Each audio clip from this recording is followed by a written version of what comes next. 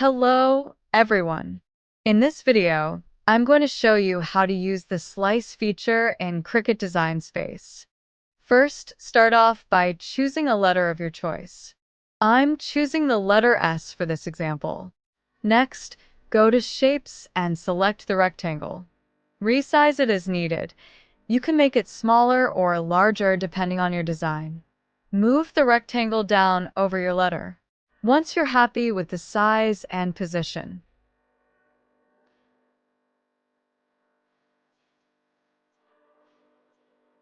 it's a good idea to duplicate your letter.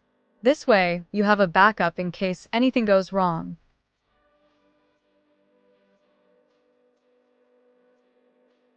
Now, select both the rectangle and the letter.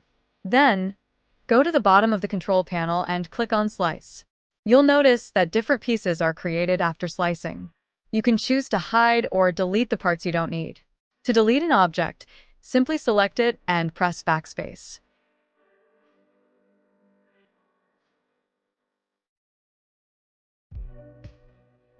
Next, I want to add a name in the space we just sliced out.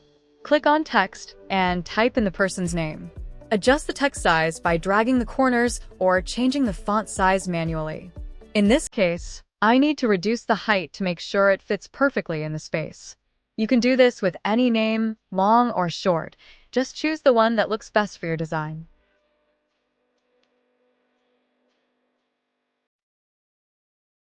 Let's try with another name option.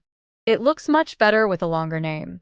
Let me know in the comments if you think the shorter or longer name looks better.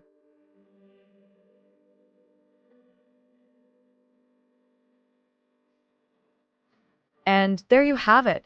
That's how you use Slice and add a name to your design in Cricut Design Space. Let me know what tutorial you would like to see next, and don't forget to like and subscribe to learn with Daldaroc for more crafting tips and tutorials.